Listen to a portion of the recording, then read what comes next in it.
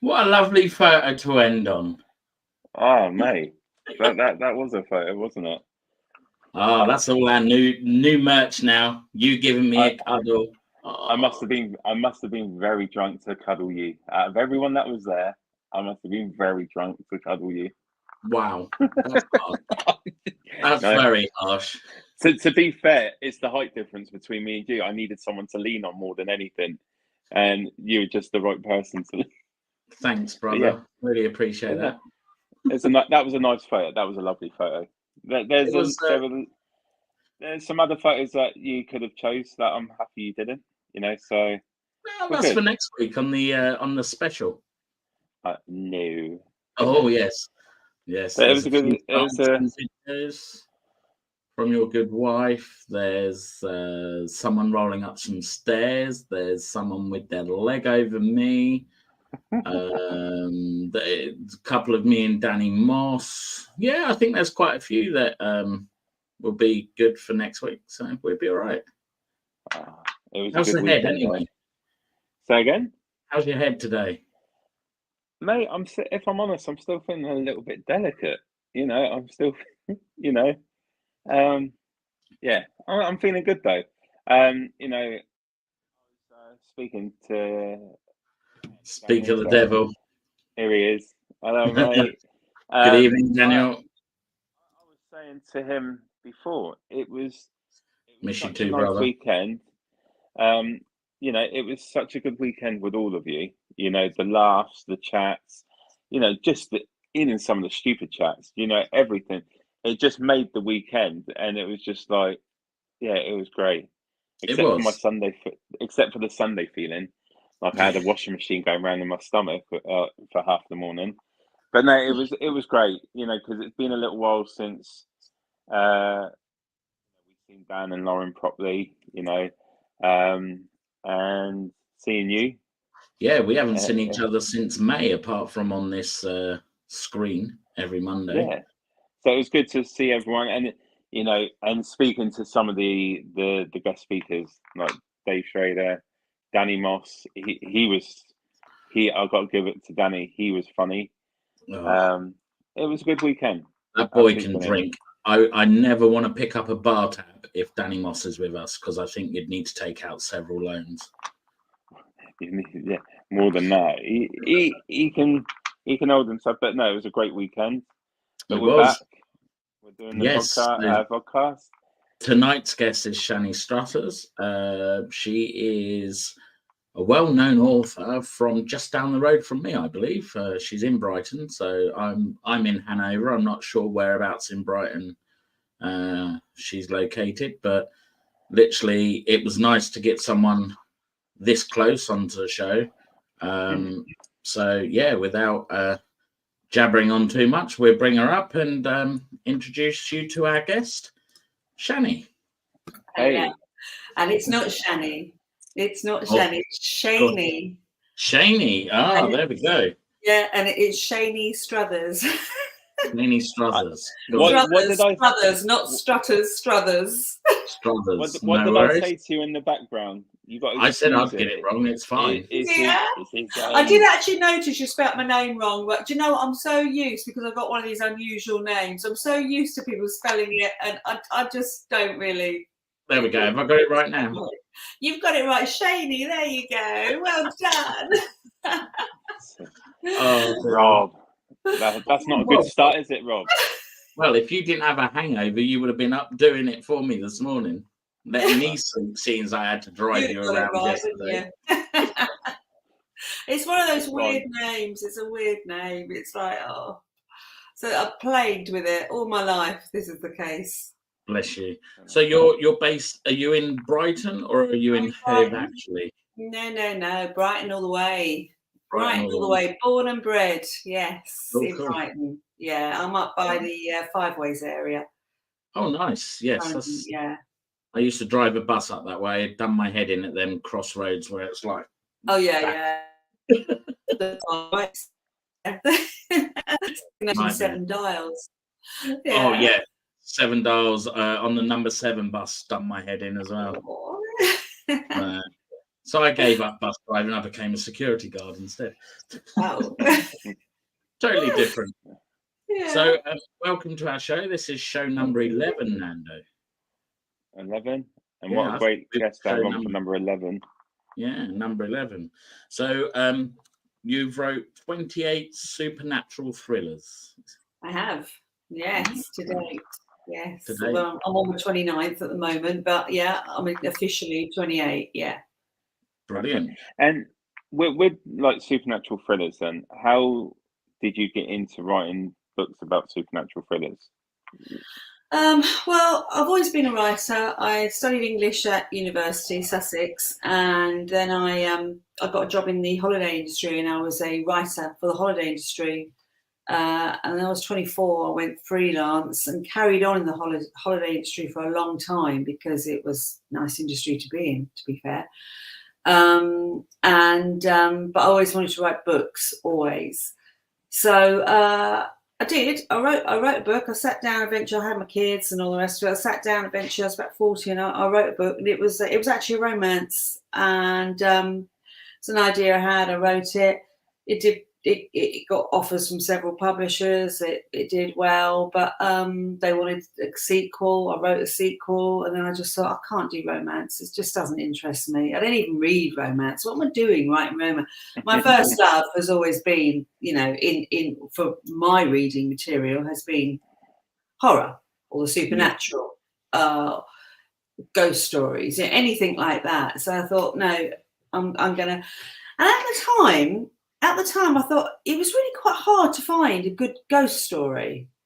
I thought, well, just sit down and write one, and so I did. And I wrote the first in the Psychic Survey series, which is probably what I'm known for most of all, the Psychic Survey series, and it was called The Haunting of Highdown Hall, and it was based on a story locally, Tickeridge Mill, on a house that was owned by Vivian Leigh and Laurence Olivier. That a friend of a friend had inherited, and literally they had to have the whole place exorcised because there was, they think, the ghost of Vivian Leigh or some dark energy was there. She had a lot of mental health issues and stuff. Right. And she split up with Laurence Olivier while she was there, so there was a lot of dark energy left behind, residual energy, and this person just felt really, really uncomfortable there, and so they had to have the whole place exercised, which was fine because after that it was okay. But I remember them telling me about it, and it was ticking away in my head. I thought it makes an interesting, it makes an interesting, story. And so I sat down and I wrote the Haunting of Highdown Hall, and it did very, very well. Okay. And what was going to be one book is now currently a 9-book series, and I've got to write the 10th one early next year. Wow! So people fell in love with the characters. So that's amazing. And when you say you sat down and wrote a book, it's not just sitting down writing a book. How do you gather the information, like from start to middle to finish? What goes into producing a book and getting it published? Well, with my books, my mum, my mum, she's not with us anymore, but basically my mum was somebody who made a lifetime study of the spiritual, and she didn't want, she said, thank God you're not writing more romance. And she said, she said, it's great. I think it's great what you're doing, going into the paranormal.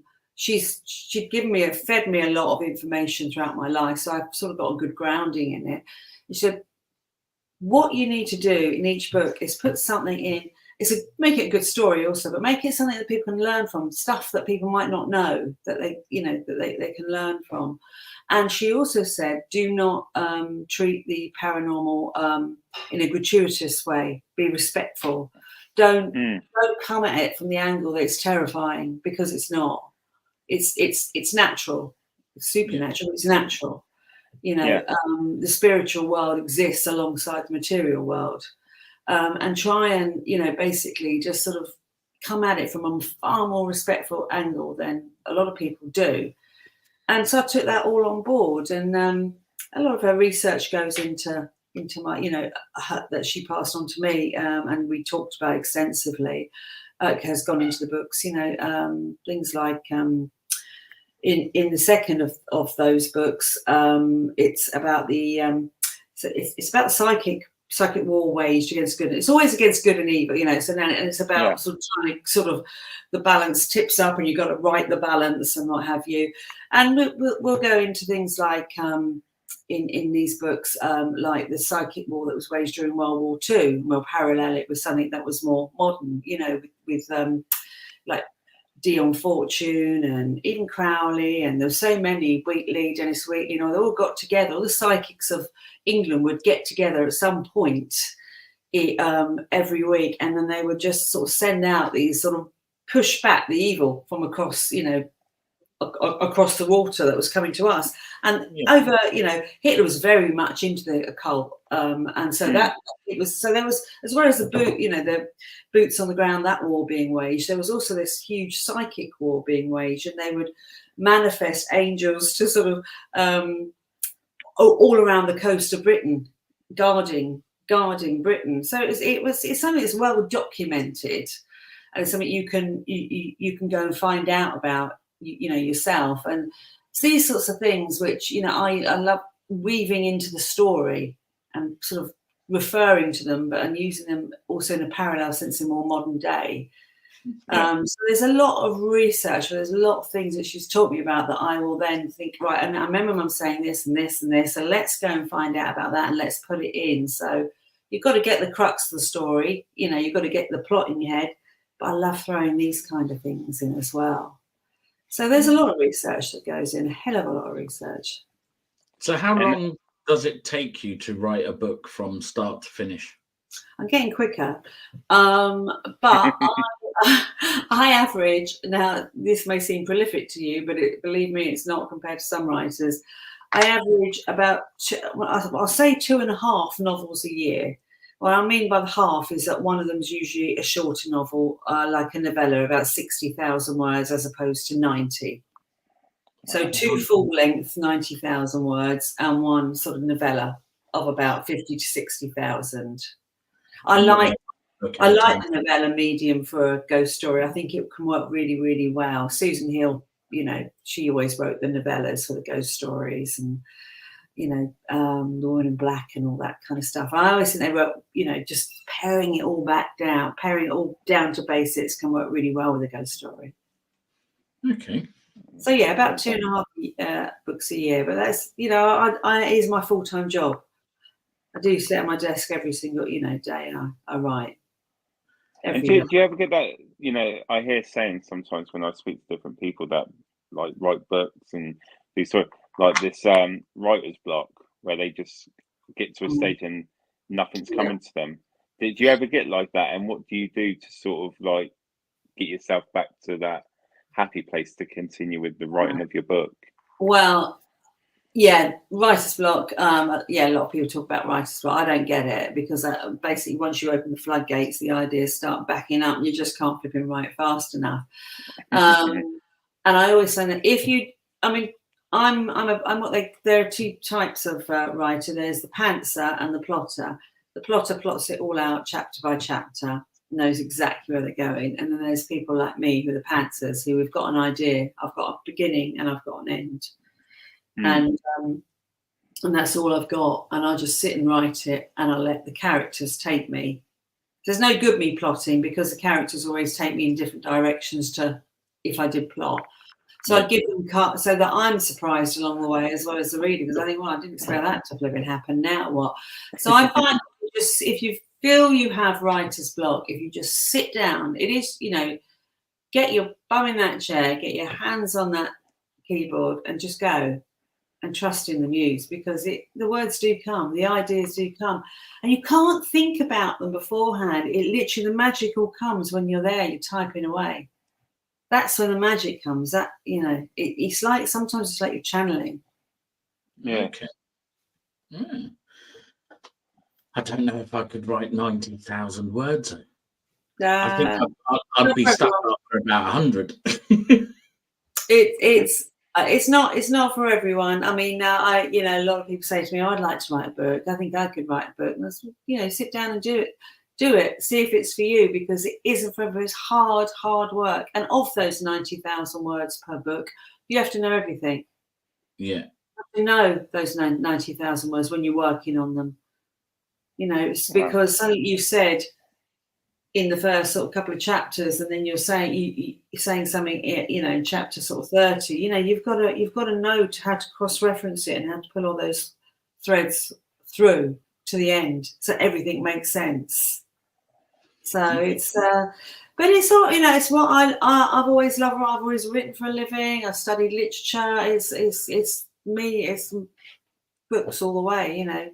Reading and writing for me in this lifetime, anyway. Maybe something completely different in my next, but in this lifetime, it's all about the books. So away from the books that you write, is there a particular author or that's your favorite? What kind of books, apart from the supernatural, is there particular books that you like to read, and that is there someone that inspires you when you write your book? I don't have a favourite author anymore. I used to when I was younger, and it was the usual. It was people like Stephen King, Dean Koontz, Anne Rice. I'm going to throw somebody really random in there, a rogue one, Catherine Cookson. I don't know if you know Catherine Cookson, but I was obsessed with Catherine Cookson books when I was younger. And I'm talking 15, 16, 17. I would just plough through them all. But never, for me, has a writer been able to capture human emotion so well on the page. Yeah. And I've not found anyone has bettered her since, to be fair. Now, I don't really have a favourite writer. I read very widely. I tend to read anything that's paranormal, anything in that range. But I don't like horror anymore. I don't like gore and stuff like that. I like more psychological horror. And I like psychological thrillers as well. Yeah. So I don't have to have horror, because obviously, humans are a horror in themselves, and what they do is can be dreadful. So and I think that's kind of how I go. My stories, considering I write, about the paranormal and ghost stories, it's all incredibly human. It's all very down to earth. I like to write it so that it seems realistic. This could happen. I don't like to veer off into fantasy, because it's not fantasy to me. No, definitely. Has anyone ever approached you about like making one of your books into like a TV or anything like that? Yeah, I've had TV scouts, and I've had even Netflix were interested in The Venetian. But so far, with all these things, there's many a slip between the cup and the lip, and nothing has really come off, which is fine, because I'm just one of these people that like sitting in my lonely garret and writing my books, and as long as I can make, a good enough living from that, then I'm happy. So yeah, be the icing on the cake, and maybe one day, certainly I get interest, but then so do a lot of people and stuff. So it's about being juggled. You're put in a queue system, and you could get the call 2 or 3 years later after you've had the initial interest. Yeah. Okay. And you were saying about writing about the paranormal, and we can sort of steer this into about beliefs in the paranormal and things like that. But firstly, have you ever had any kind of experience with the paranormal yourself, like something happened to you that sort of also spiked that interest in the paranormal to you? Yeah. Mainly as a kid. I'm quite careful nowadays, but mainly as a kid, when your third eye's more open, sort of thing. Had a near-death experience when I was 5 in Cornwall, and I was sitting on a rock. Well, actually, I'd wandered off from my mum and all my brothers, and I'd wandered off into Cove. In Cornwall, how quickly the tide comes in. Yeah. And it came in, and the next thing I know, I'm sort of making a sandcastle. Look up, and I've completely cut off. I think, oh my God. So I'm climbing up the rocks, and and the water's coming in, and I'm thinking, oh my God, I'm going to drown. I remember just looking out to sea thinking, I'm going to drown. And that incredible realization at 5 that, you're going to drown. And I was sitting there, and then suddenly there were these two people behind me, and it was a man and a woman. It was like a couple, an older couple, and it's her I remember most. I don't really remember him too much, apart from the fact that he was there. But she sort of like had a tweed jacket, pearl necklace, and a tweed skirt. And I remember thinking, what strange clothes to wear at a beach in summer. And I mean, she just sat there. She just said, "It's all right. Whatever happens, you are going to be all right. It won't hurt. It will not hurt. You will be fine, and we're going to be with you. So please don't panic. We're staying with you." And I sort of looked at her and went, okay. And I looked back. I remember looking back out to sea, and just, whereas I'd looked out with sheer and utter panic before, I just remember looking out, and I can see it now, the sea, just thinking, "Oh, it'll be fine. Whatever happens, it'll be fine." Yeah. And being extremely calm, which the sea wasn't, but I was. And then the next thing I know, the lifeboat came roaring around the corner of my mum and going, "Oh my God, this is!"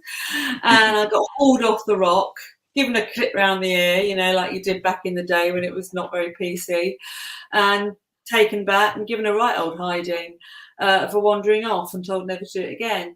But it was years later when I said to Mum, "Do you know, it's really weird about that day, because I don't know why they didn't get the old people, those two old people in the boat." And she said, "That was because there wasn't anyone there. There was just you." And I said, "No."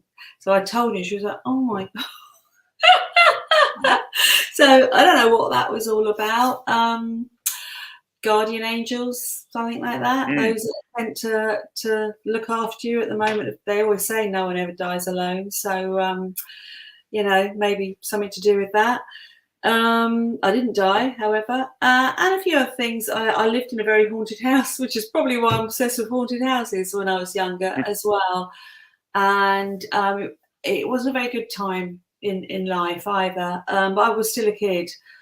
And a lot of people had died in this house too, a lot. I did the history of it later. I used to hear wheels going around, and when I delved into the history of it much later, wheelchair. Somebody was in a wheelchair. Mr. McDonald was in a wheelchair. I used to hear that wheelchair. I used to hear someone crying right outside my door. One night, I looked over, and there was a chest of drawers in the corner, and there was somebody just standing over it, holding on to it with their sort of head resting on it.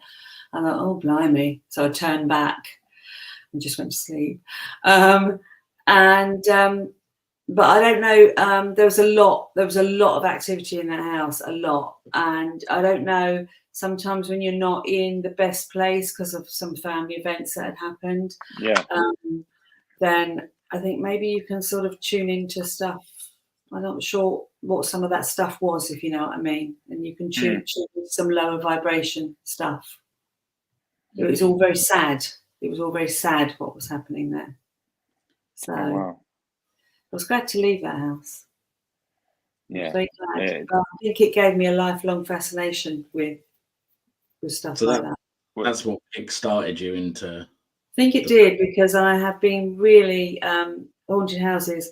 I'm fascinated by houses and what they can contain, what's those walls soak up, what replays out in there. And I'd love to go back to that house again and see what the energy's like. Yeah. Brilliant.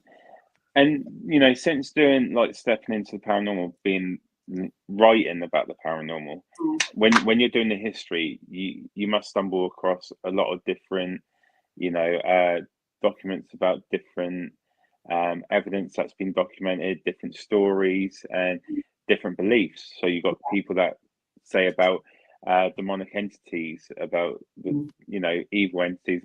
Have you along the way built your own sort of belief in what you think is out there, what is real and what maybe is not as real as what people think?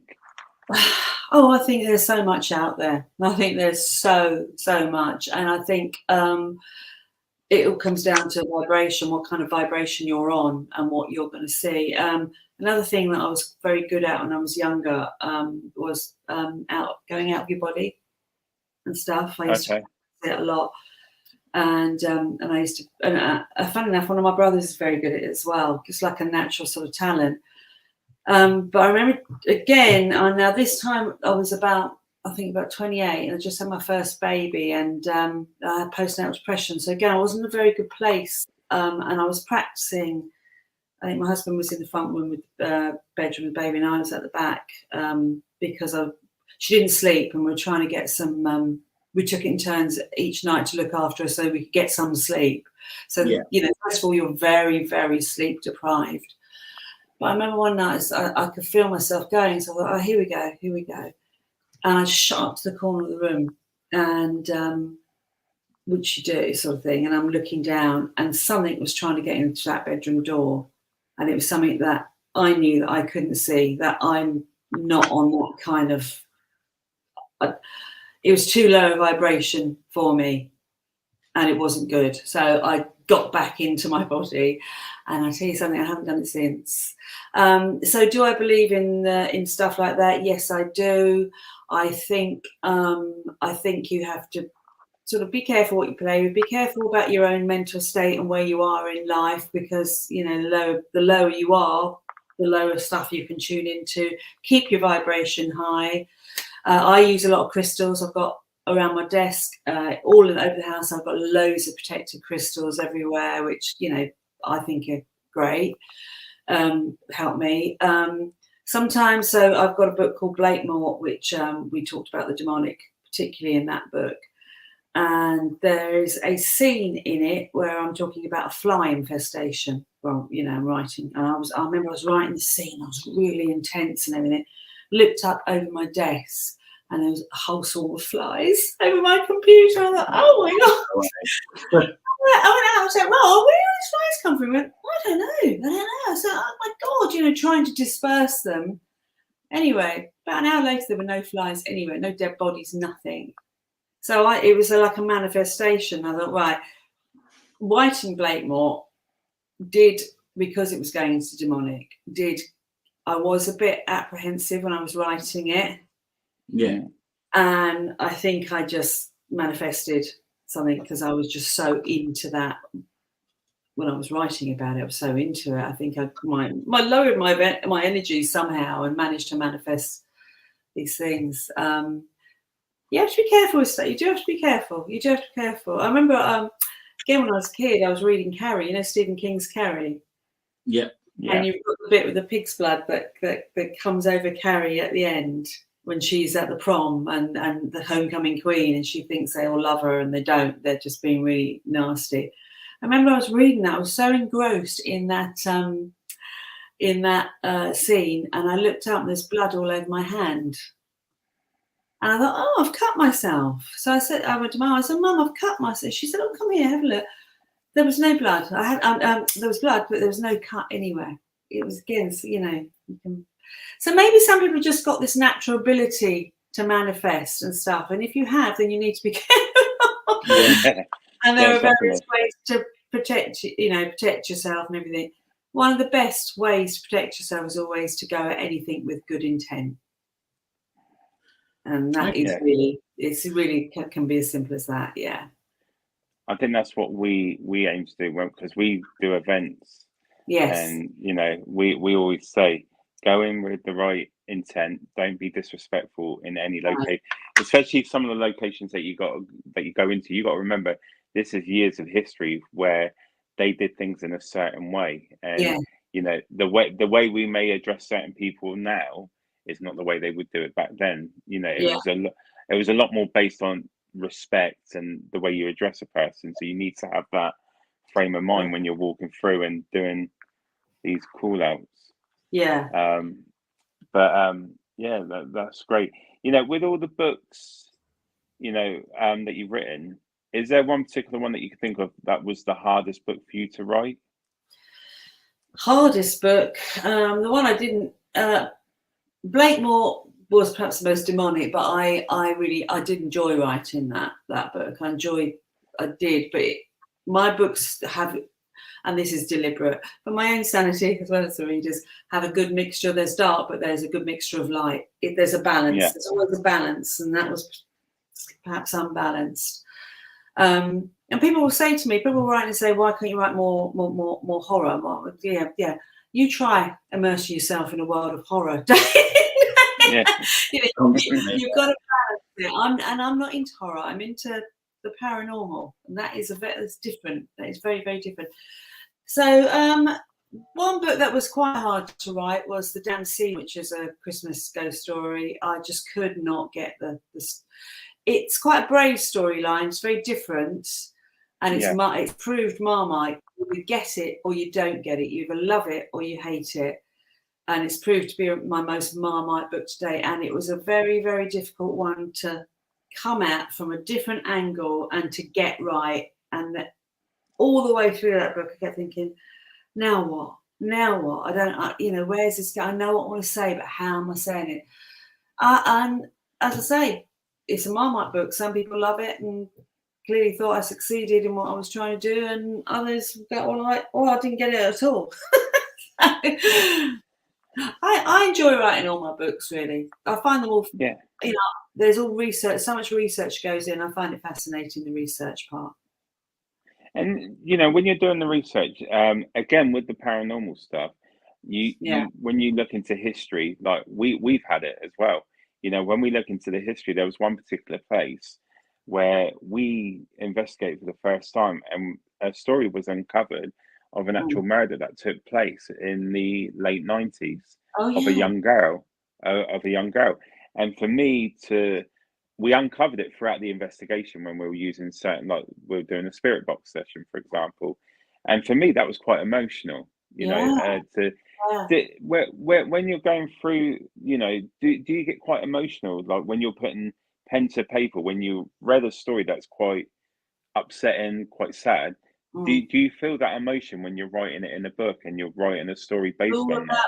Absolutely, yeah. I've just my latest one, which is called Resistance, which was set in Rome, modern day and World War II, and it's all about the Roman resistance, but from a ghost, from a paranormal angle.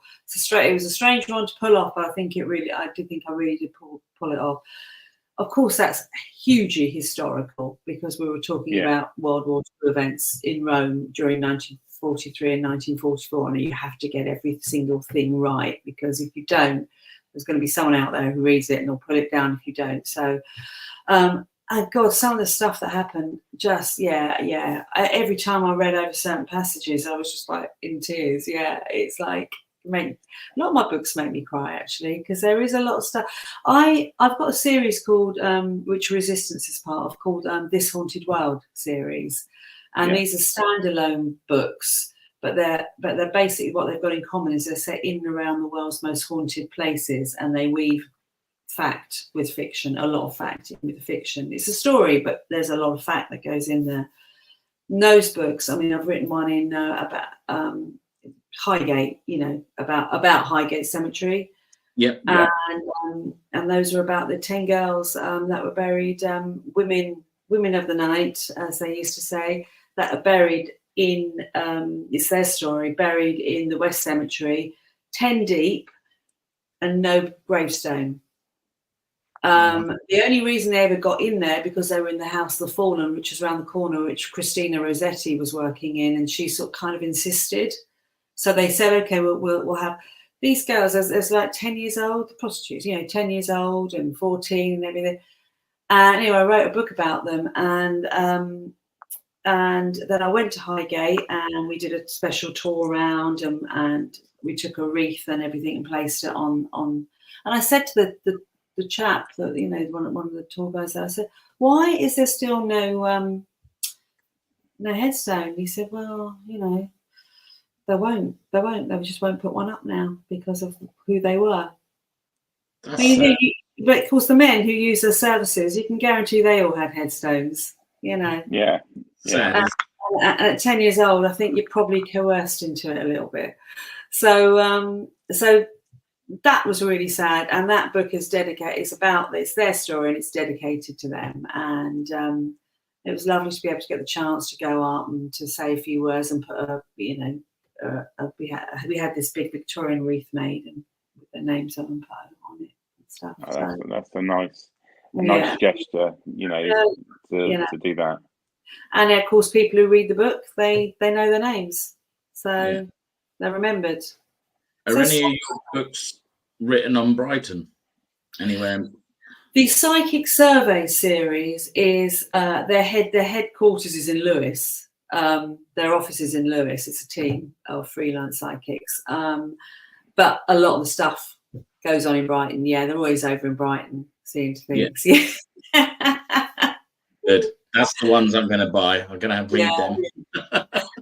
They're the ones I'm like most renowned for, is a Psychic Survey series. But like I say, in my other books, it gives me a real chance to really go deep, to a deep dive into certain subjects and things in history. So, but those are the ones that are set in Brighton, Sussex, Lewes, our turf. Yeah. Our stomping ground. Our stomping ground, yeah. Oh, that's nice. I did have another question. Where is it? I can't say you. Jessie Mine, is it? Is that your Jessamine. Yeah, it's Jessamine is but it's spelled Jessamine on the cover and there's a reason for that, but her actual name is Jessamine without the E, but it's spelled Jessamine on the cover, which is a reason which will unfold as you read the book. Yeah. Okay. Nando? Yeah. Sorry, we're having troubles with StreamYard at the moment. Our links keep dropping and we don't know why. It's yeah, like see. We were just trying to work it out. With future books, is there any particular is there any locations that you really want to write about that you haven't done yet, that you're looking into writing stories about? I've got another series that I write about, which is Reach for the Dead, and that's set in America. And again, it's about a girl who's it's about three people who run a museum, but it's a museum with a difference. The girl, one of the women, is gifted with psychometry. Where you can hold an object and sort of read it. Yeah. And these are it's a bit like the the Lorraine and Ed museum. Yeah.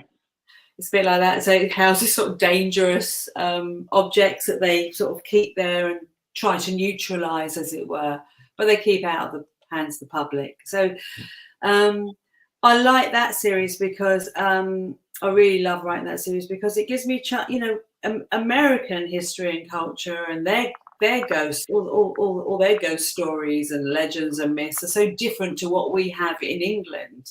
So it gives you a real chance to explore what they have to offer as a country. I've written about the Manson stuff. Cade's Home Farm, which is the second in that series, feeds into the Manson and history, Charles Manson, and all the cult stuff of the 60s. The first book in that is Mandy, which is Mandy's actually a real haunted doll that is kept in a very small museum in Canada in a glass box. And I went and met her about 3 years ago, and she's spooky. And so I wrote the story of Mandy and how I perceived the story. And then the third book in that series, so far, that I've got to write the fourth one soon as well. It's called Walker, which is about skinwalkers. That highly taboo subject, skinwalkers. Yes. I was going to say, skinwalkers, to write a book. There's a lot of different opinions when it comes to skinwalkers. So have you looked into this already? Then have you delved into it to? I did for the book, because I did a hell of a lot of research on it and wrote. But again, if I was going to come at that, because even Native Americans don't like talking about them, don't like you talking about them. If I was going to come at that, it had to be from an incredibly respectful angle. Yeah, I think that's the trouble, isn't it? Because there's a couple of YouTube channels that have claimed that they've come into contact with skinwalkers, and recently they've had a lot of backlash from the Native Americans. Yeah, and you shouldn't meddle. But you see, the way I think I've treated the subject, I think is incredibly respectful, and it leaves a lot up in the air. So it's sort of it's again about people's perceptions of things. Yeah. Really, it's more about that. It's about your perception. But I've had the good fortune to travel extensively around America and stuff, and I've picked up on quite a few things that I want to write about. Yeah, but they have some amazing myths and legends, and so Yeah, Yeah. cryptids, and we got a friend there. His and it wife. just doesn't work here. Those kind of things don't work here. We're such a small country. We're so built up and everything, you know. Unless you shove a story up in the Highlands, you know, the right up in the Highlands, you're never going to get that kind of. There, it's just so vast. So, yeah, I like looking into those kind of stories for that Reach of the Dead. You know, as I say, I've got 3 in the series so far, and I'm about to start on the 4th. Okay. Wow. Cool. Yeah. Right. So, and do you think you would ever step away from writing like supernatural thrillers, like, and go into something different? Because you must be able to, you know, you're looking into a lot of history. So have you ever considered doing something based on the like more history style kind of book? Do you know, like people like Neil Story, for example? You got, you know, they write stuff based on locations and its history and how it come to. You must get a lot of that information to be able to produce a book like that. Have you ever thought about doing something like that? Do you mean non-fiction? Yeah, non-fiction. Yes, yes. They like. No, I've thought about it. Maybe for the future, I've thought about it. Yeah, but for now, I like weaving it in with the story and stuff, and seeing how far I can go with it. Whether I'll step away from supernatural, I don't know. I might do. I've got an idea for a trilogy, but there will still be elements of the paranormal in it, but it will be mainly historical. I during lockdown, I wrote Summer of Grace, and that's probably more of a mystery thriller than paranormal. But then again, there are some elements in it, so I couldn't help myself. I think that's the thing. When you know where your forte is, or where you feel that you get the most inspiration, you've got to stick with it, haven't you? I mean, you know, the thing about the paranormal is a lot of people won't read it. You know, so the biggest genres are romance, it's crime, it's psych thrillers, and it's cozy mysteries, cozy crime. Those are and urban fantasy, and you know, and erotica. Those are the massive. You know, in the pie, they've got the big slices, and actually, the paranormal's only got a little sliver. So I've done well that I'm able to sort of, you know, be a full-time author through it. But you do wonder how long, you know, that will last and what have you. But then again, if it is your passion, and I'm not just in it to, you know, I'm in it to learn as well. The stuff, you know, when you go into the paranormal, it's like it just expands. The whole subject just expands. So many things to write about. There's so much to think about. So one of my team members, Cameron, has asked, could you give a brief description on what a skinwalker is, please? Well, we don't really sort of know. I mean, so what the Native Americans think is that it's something like a shaman that has used their sort of abilities, their powers for something bad, and they've sort of turned into some sort of you know, creature, really. Right, they're not human anymore. They've turned into something that's, you know, just this nasty sort of creature type thing that's out to, that you will see. If you come across one, it'll just it'll tear you apart. It's almost like non-human. They become non-human. So that's one take on it. You know, and that's really kind of the take that I kind of went for, that kind of angle of a skinwalker. Yeah. So they can shapeshift as well. They can change as well. You know, they can become more human and then more monstrous, as it were. Fair enough. That's cool. Full of ill intent. That's what they've become. But that was one of the theories that I felt that I was reading about. Was, you know, they were shamans who sort of took their, you know, their shamanic abilities and put them to very, very bad use, and became something that transformed into this kind of thing, skinwalker. Okay. That's one so theory. If anyone wanted to find your books, where would they be able to find them? You can find me on Amazon. You can find me on Amazon, really. Yeah, you can find me in bookshops, but mainly you'll just find me on Amazon. And there I am in my full glory. In your full That's glory. it, Yes, Yeah. I did have a look today, and you are right. Every Yeah. book's available on Kindle and paperback and hardback. So And audio yeah, as well. I can't do Kindle because I have to wear my glasses because it's up like that. The tablet, I won't be able to see otherwise. I'm getting old now. It's like. I mean, see, that's because my eyesight's got bad worse. I like the Kindle because you can make it nice and big, the type. Whereas in paperbacks, you can't. You have to put your glasses on. I don't like wearing glasses. Give me a headache. So Yeah. I think it makes me look good, so I wear my glasses because I'm a vain person now. I'm like, yeah, I look all right with them on. That's fine. they do suit you. They do. Thank you. Oh dear.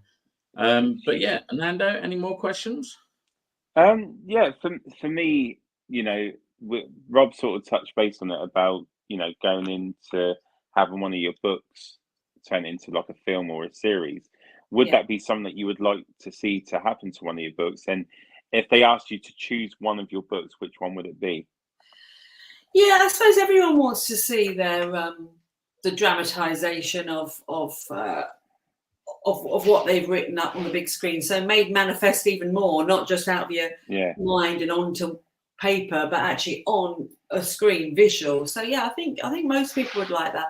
Depends how they treat it, though, and what control you have over it. I know Phil Whitman, one of his books, one of the first in the Merrily series, got made into a series, and then the first book got made into, I think, a 3-parter. And then I don't think he was particularly happy with it, how it all went. And secondly, because it didn't get the viewing figures, Supernatural, it didn't get the viewing figures. They sort of dropped it after that. So it was sort of, you have to be careful, I think, because that can be quite a big kick in the teeth if you don't get the viewing figures. But I would like to see I'd like to see the Psychic Surveys series. I think that'd be cool. I think there's loads of scope with that. It's a great team. They go, there's various different aspects to it. I think that would make a really, really good series. So then the next big important question, who would you want to play your characters? What actors? Do you know what? I have no idea. I have no idea. I'll tell you, one of my favourite actresses is Ruth Wilson. Yeah. Mm-hmm. Ruth Wilson. So she could play Ness from Psychic Survey. She'd be brilliant as Ness. I don't know who'd play Ruby the Maid, but I have no idea. Do you know? I don't know. Is it Dame Judi Dench? I always imagine her as the older character, Theo. I sort of imagine her. And Corinna. There's one called Corinna. Who's that one? Game of Thrones, the redhead. She was a wildling. Oh, yeah. That one. Rose Leslie. Yeah. She would be brilliant. As actual Ruby herself, who is the main character, I'm not quite sure. I keep changing my mind about that. At the moment, I don't know for her, which is strange because she's the main character, but I've got all the subs. You've got all the subs, but not the main. Yeah, but not the main. Yeah, I'd have to really think about that one. Yeah. Oh, brilliant. It's absolutely great. Like the books that you've done, so in a way supporting the paranormal as well, getting people involved, but not just because a lot of people rely on it through a visual way when they're watching it on TV or going out doing investigations, but you're giving them the story to be able to read in their own comfort at their own home, to just pick up what the paranormal can be like through your stories, which I think is amazing to do that in that way. Yeah, thank you. Yeah, I think so. It is a fascinating subject, and as I say, for me, the spiritual world does sit alongside the material world. And if you think material world's weird enough, why should there not be a spiritual world, for God's sake? This world, whatever we found ourselves in here, it's weird enough, isn't it? Well, maybe your next book can be on UFOs and aliens. Yeah, do you know, that was another passion of my mum's, UFO and aliens. Not been mine. No. Not No, the UFO route, no. I think it's very clear. You found your passion. You found where you belong and Yeah, where you need to be writing your stories. And like I yeah, said, which is great to have a different angle of the paranormal instead of yeah, people watching it on TV. Instead of going out on investigations all the time, you can actually read books based on yeah. stuff that you've looked into through history, which is a great way of doing it. And So during yes, I think it's my great. work, yeah, you know, people like Crowley and Alexander David Neal with the Tulpas and all that sort of stuff, all the work they did, um, you know, I reference because it's fascinating what they are, you know, and what they. I mean, Alexandra David Neal with the tulpas, the manifestation stuff is fascinating, and that's all mentioned. That gets mentioned regularly. Actually, manifestation is a big thing for me. Yeah. But yeah, I think it's great. Yeah, Right. I think everything that you've done is good. I'm gonna actually purchase my first book after we come off this. I'm going on Amazon and I'm gonna order one. But yeah, I personally would like to say thank you for coming on the show tonight. We have had some major hiccups. We've lost all the channels now apart from 2. So we started with 8 and we've now got 2 destinations left. Oh, so no. it's going to be another angry email to StreamYard. Oh God. Yeah. But we've we've still had people watching. Yeah. But the thing it is absolutely great. And what I would love to do, if you would feel comfortable, maybe in the near future, maybe do like a story hour with you where you can read some passages from your book and just give people, because I think that's the other thing. People are starting to like to listen to the stories online. So if we can get, if you would be happy to do something like that, maybe arrange for you to, we'll feature you, but you're reading from your book and people can sort of see what the book's about and get a sort of a feel. I think that would be quite fun to do. Different. Can you read 90,000 words in an hour? Yeah, of course can. I wasn't going that far, but but I think that would be a nice little thing. Maybe we can do something like that, where we bring you on and you can read some of your book to people, and then leave them on a cliff. If like certain points where it's a cliffhanger, you can say, "Well, I'm stopping now. If you want to hear the rest, go and buy the book you need to head to Amazon and order the book." There we go. So, but I just think that would be great. But for me personally, I just want to say thank you for taking the time out to give us a bit of what you've done. I've really enjoyed learning about writing paranormal in a book. That's great. It's trying to weave in the fact definitely with fiction. Because fact is stranger than fiction. Yes, definitely. And it can be more terrifying. Yeah. But no, but absolutely brilliant.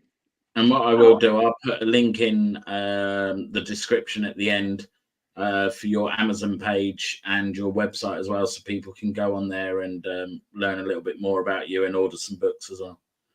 Thank you. Yeah, lovely. Thank you so much. It's been lovely chatting to you. Thank you very much. Thank you, and we'll catch up with you soon. But take care, and we'll speak to you soon. Bye. Cheers. Thank you. Bye-bye. Bye. I really enjoyed that. A different angle to the paranormal. Yeah. Telling it as a story, I thought was really cool. I don't know what's going on with StreamYard. I don't even know if it is StreamYard. Well, no, Brian's just messaged. He's not sure what's going on. He's put, it's come off both pages. Someone is fucking around. Sorry for the language. Yeah, someone's fucking around with the pages, he said. So. Well, that's not cool, is it? That's not. It's that's not very nice. That's not very nice. It's not good. But hey, it was still a great show. Still a great guest. And like I said, learning about paranormal in the book, I think that's really cool as well. What she's, and 28 books coming on to her 29th book. She's definitely doing something right to 90,000 words. Well, I don't two even think two books that are 90,000 and one that's 60,000. That's incredible for, like, she writes 2.5 books a year. that's a lot, isn't it?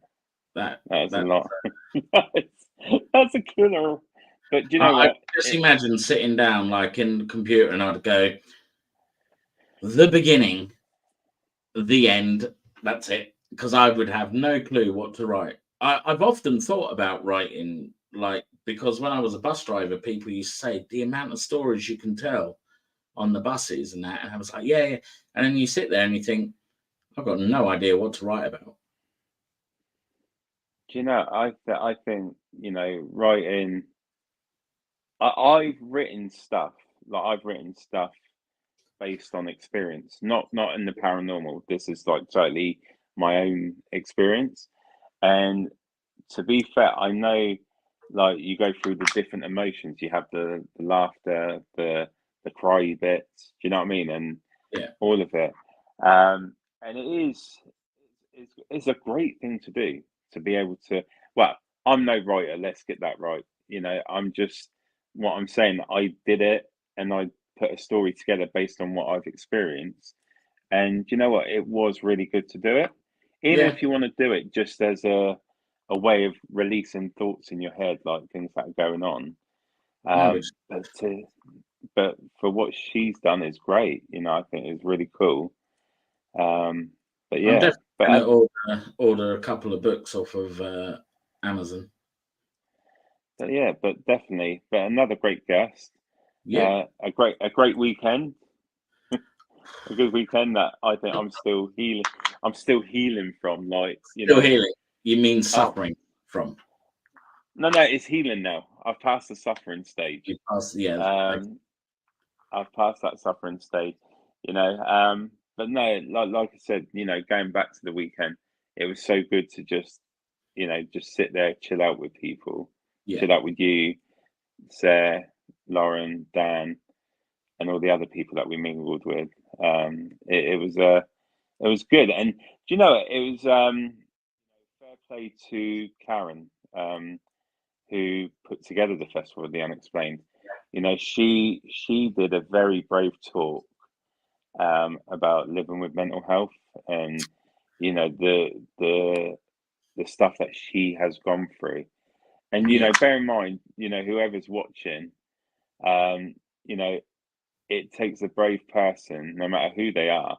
It takes a brave person to stand up in a group forum that you've never written, some people you've never met before, um, to come out and tell people your story just because you want to help one person. It took a lot of bravery, you know. So fair play to her. That again, she did something different from I the event think that she put on. it touched a lot of people as well, though, didn't it? Because you think, like, she was crying at the end, like Yeah, a few of us had tears in our eyes because we could relate to stories. And then Dave Schreider done his thing, and then he got tearful during his speech. It was like, I think it was a nice weekend where people could talk about their experiences, let their hair down, as well as be real as well, instead of all this fakery that yeah. goes on. It was nice to be able to It was be Rob. yeah, and do you know what? It made me think. You know, one thing that was, hey Liz, one thing that was very clear from what Karen was saying, and it was a common theme in that room was, you know, the people that have suffered, you know, they lose a part of their self-worth, or in their head that, you know, and I think a lot of people can Hi, Liz. relate to that, right? And you know, I'm going to go on just a brief thing. I think I might have said this to you before, Rob, and I just want to share it with everyone because I think um, it's really good to help people's mindset. You know, so I'm just going to play a scene and go with it. It might not make sense to start with, but I promise you, when we get to the end, it will. So imagine wherever you are in the world, whoever's watching, if you got a £5 note, for example, a £5 note or a $5 bill, whatever your currency is, but you've got a £5 note, yeah? and it's one of those nice, clean, pristine ones, and you want to go in the shop and buy something that's £4, would you be able to go in the shop and spend that £5 note? Yeah. Yeah. Now imagine that you have another £5 note, but which is a bit scrunched up, a bit tatty, is a bit, it's been used a lot, it's gone around. But can you still go in that shop with that scruffy £5 note and buy that £4.99 item that you wanted with the new £5 note? Yeah, of course you can. And why is that? Because it holds its value. Exactly. This is the thing. Just because the scruffy £5 note is scruffy, it doesn't lose its value or its worth. And that's the same with all of us. It doesn't matter how we feel, we're allowed to feel these different emotions, but you don't lose your value or your self-worth. So no matter what you're going through, you're still worth something, you're still valued. You just need to remember to try and surround yourself around those people that see that. And I know sometimes it's easy said than done. When you're in that sort of situation, you sort of lose sight of it, but it is there. And even through like doing things like what we do, we do this as a passion, as networking with people, just listening to people's stories. But again, it's a way to find yourself to someone that you like, and feel self-worth. So anyone that's struggling out there, find that path that you feel that makes you feel good and go with it. Don't let anyone tell you any different, that you're not worthy, you're not valued, because at the end of the day, you are. You're here Yes. for a reason, and you're valued and worthy. I just think a lot of us need to realize we're put on a path where we need to be challenged and go through those motions. But if we keep fighting that fight, you will come out of the end, and it Yeah. will all fall into place eventually. I just think, people um, that may not be suffering with mental health issues need to educate themselves. And I know people might not like me saying that, but I've said this before, saying things like man up, saying things mental health is not a real thing, it is a real thing. No one has the right to tell someone how they're feeling or what they should be feeling. That What is we true. need to be what we need to be doing is helping those people. Reach out with a phone call, a text. You know, it, I know a lot of people use this thing, I don't know what to say. Do you know what? All you need to say is, hey, how you doing? Yeah. That's it. Our DMs are always open. You'll Yeah, feel free to message us. yeah. 4 words. That's all you need. And do you know what? Those 4 words could really save a person, right? How many It's times not. do we speak a week? We must speak every day, don't we? I We can't must. get rid of him. I can't get rid Mm, of him. No, no, we do. We always let's make this clear. This is not like, oh, once a week, oh, I've got to get on the phone with Rob for the first time after a week. It's the same with Portal to the Paranormal. We don't just get on the phone talking about the paranormal like me and you. We don't. We no, talk about, if someone's everything. cheated. Yeah, if someone's, annoyed you, we Yeah. talk. Sales It's funds. yeah, it is and the thing, and that's the thing, people that don't suffer with mental health don't understand the truth in what's going on in a person's mind. It's it's so easy for you to judge. It's so easy for you to have an opinion. But I tell you what, take a step into their shoes for one day and see how you feel at the end of that day, and tell me if you still have that opinion. Yeah. Because it's not easy. You got to think the different things that people go through. We could be talking about mental health that that they're scared of something. Something's happened. They've had a traumatic experience that plays a part in their life going forward, and that experience takes away the person that they once was. So they lose themselves. Yeah. You know, they need help to recover that person, not being told that Man you're up. stupid, man up, and sometimes, there's loads of services out there, people, if you're suffering, reach out. But Yeah. if and I've said this before, the first stage of healing from mental health is admitting you're suffering. It's like being an alcoholic, a drug addict. The first stage of any kind of healing is admitting that you've got the problem, and that's the most scariest part. The next stage is doing something about it. Now, I'm going to be honest. Are you going to lose people because of it? Yes. Not because you've done something wrong. It's not because you've done something wrong. It's because those people don't know how to react. So instead of trying to find out, what they do is take the easy road and they run away. Yeah. That's their, and do you know what, people? That's their problem. Let them be like that. Let them be like that. Because at the end of the day, if that's the way they want to be, you don't need them in your life to begin with. It's as simple as that. So reach out to the people that can help you. Everyone has that friend that, they can rely upon. And then for the other side, if you know someone that is suffering, don't be scared to reach out to them.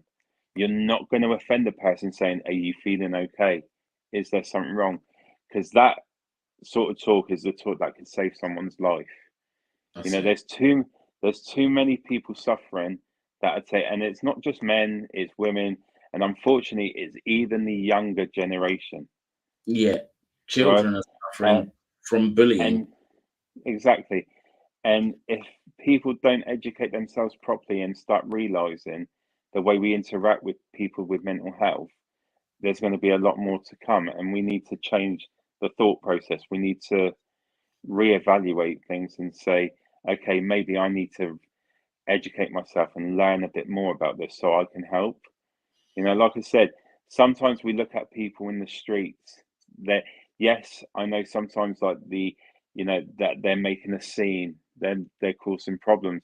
And it's easy to react to that and say, oh my God, don't want to have anything. But remember, that person is suffering deep down and they don't know how to react and they got nowhere to go. So just be a bit mindful. If you don't want to interact with someone like that, then don't interact with them, but don't make comments. Don't make them feel worse than what they already do, because they're already going through their issues and suffering. So don't add to it, because it's easy for you guys to make those comments, be horrible to people, say those nasty sayings. But remember, every time you're saying it to that person, you're pushing them one step closer to the edge, and you're leaving a negative imprint on them. And that's what they don't need. They need positivity. We're quite fortunate that we have a family that, we've got good families, we've got a good group of friends that we can rely upon, but not everyone has that. And sometimes it takes a stranger just to go up and say, "Are you okay?" If you're brave enough to do it, then do it. You can make that person feel better by just saying hello. It's as simple as that. Or someone that ask them out for a cup of tea, just Glass checking of on them. Leave the Baileys alone, right? Sorry, it just slipped out. I didn't mean to say anything about you drinking Baileys. Look, I love my Bailey. But no, honestly, I know we've gone into a bit of a total different direction of what we were talking about, but it needs to be addressed a lot more. And, people need to realize that we could do a lot more to help and avoid a mother losing a son, a dad losing a son, a son losing a dad. It's all those things and little steps that we can make just as normal human beings can change someone's life in an instant, honestly. So, I hope people, are listening and taking that on board. And if you guys ever, want us to do a vodcast based around mental health, talking about issues, and you guys want to express something, not necessarily on screen, but you can put it in chat, send it to us, and we can do a show dedicated to mental health and people expressing their feelings. I've, over the last, I would say, year to year and a half, I've been doing a lot of things based around mental health, not out in the world, but reading a lot of stuff, getting a lot of ways to deal with my own little demons, shall we say. And that's the one that I said about the £5 note. That resonated with me and it really did stick. And I think those sort of things could really help people. So if anyone wants more of that sort of content, I don't know about you, Rob, but I'd be happy to Do it. Like I say, the whole vodcast. Can't call it a podcast. It's a vodcast. It's The a whole vodcast. podcast is going to be changing a slight direction now, where we're not just going to be chatting paranormal. I think there are far too many paranormal chat shows now, so we're going to get some different people on starting November time, because we're booked up until then. But we're going to have Sarah, your lovely wife's going to come on and talk about the baking side of everything. Her making her cakes, lovely cakes. Yeah. And we're going to go down the route of having different shows to cover everything. So mental health. We're going to be talking about Rob's past, about when he used to be a stripper. I don't know if anyone knows about that, but that'd be an interesting one, people. So that's going to be after midnight, because the video footage I have to show is not it's after the watershed. So that'd be midnight. It's not PG. It's not PG, definitely is not. It? Have you seen the Hey, don't run away, everyone. I was only joking. We're not being real about that. I think we're going to definitely do stuff like that. But for me, and I keep saying this, I've said it a few times with Rob, mental health is a big thing for me. I really want to start getting this platform where we can have people that tune in, that feel comfortable saying, I've got a problem, what can I do? And I know we have people from overseas watching as well. We may not necessarily know the contacts that you may have, but join us, tell us how you're feeling, and we can just talk about it. I think... Karen, sorry. No, go on.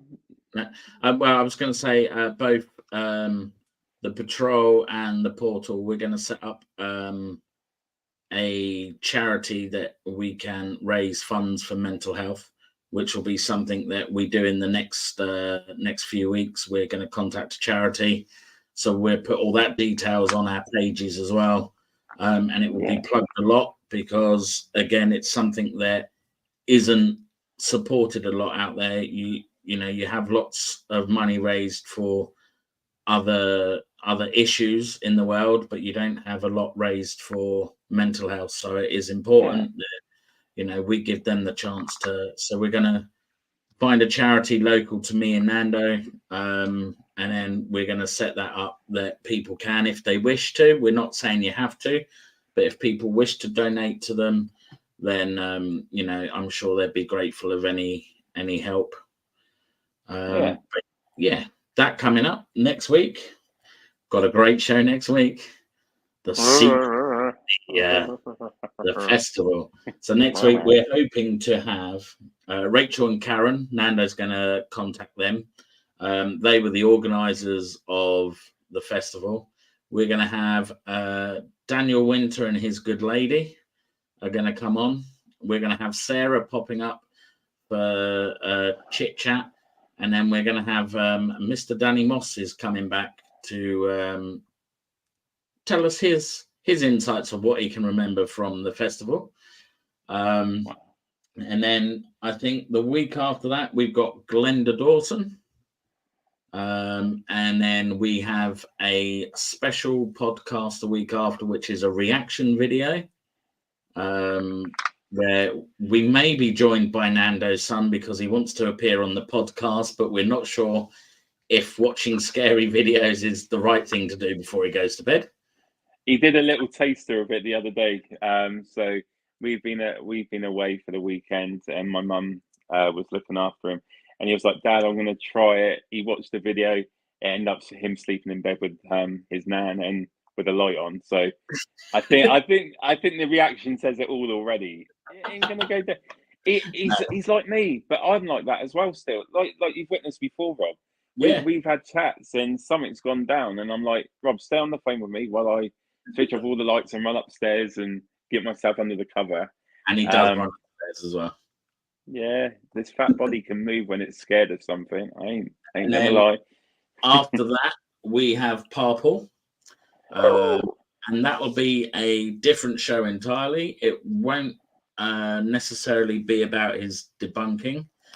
I think we're going to get into the gaming.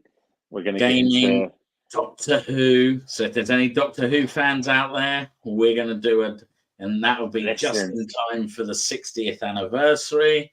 Nando's really looking forward to regenerating into that one.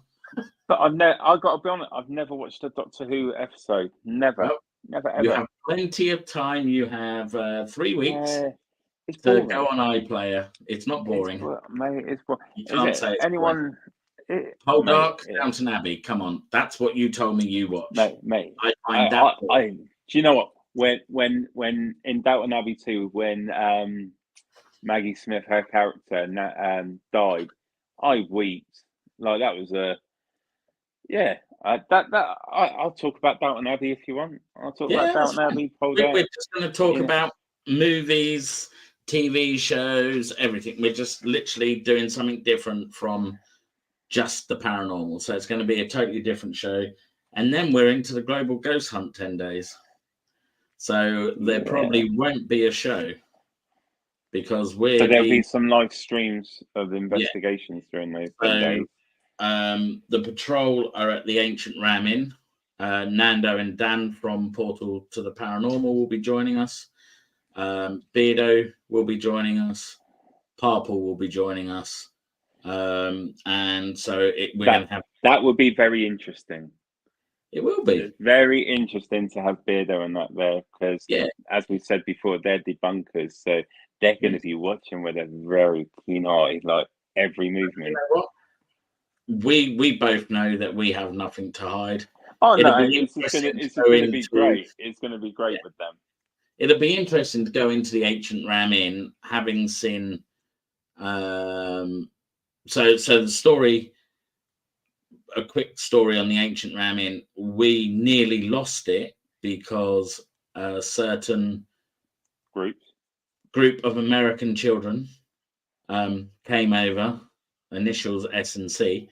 And they went into the Ancient Ram Inn, and basically they made up a load of shit, and the Ancient Ram Inn weren't happy about it. So the minute they found out that we were streaming for Global Ghost Hunt, she was a little bit concerned that we might fake stuff, and obviously we'd let her have access to our videos. Have access to the Global Ghost Hunt so she could see what it was all about, and she's happy that nothing is going to be done like what Sam and Colby did. So thankfully we've managed to do it. That's the thing, and then with Portal to the Paranormal, we have Gherkin Museum. I know the Gherkin Museum coming up, and that's Halloween as well. 28th. Yeah, during the. So that's the second to last night of Global Ghost Hunt. Yeah, and that's going to be a great location when the team get out there. And I'm going as a special guest. I was just about to say it, and then we got. I don't know how we got onto it. I don't know why we invited them, but we have Rob coming up. Hey, mate, I've had to deal with punches all weekend about me drinking a freaking glass of Baileys, not just from you, but from everyone, Danny Moss, everyone. So now the punches are coming back. No, well, but no, some exciting stuff coming up. We have to ring Brian in a minute. He wants us to have a chat. Let's see what's going on with Parapost. Why they took us down? Yeah, Parapost. They obviously don't want us streaming on their pages anymore. We need to see the guy in charge. No, that's cool. But as always, thank you everyone who did tune in. If you're watching on playback that you're watching to start with, we're sorry, we're not sure what happened. But if you can watch to the end, especially about the talk that me and Rob's just done about the mental health, it does mean a lot to me. I'm sure it means a lot to Rob as well. This is the end. So you asking them if they're watching it on playback, wait till the end. They would have already watched. Oh yeah, they would have seen it, wouldn't they? You know what? Just watch it all live. Big love, bro. Because you know, I tell you what, I'm still suffering. I'm just talking, but I'm suffering. Anyway, goodbye, everyone. Have a nice Good evening. night, everyone. Thank you again for watching.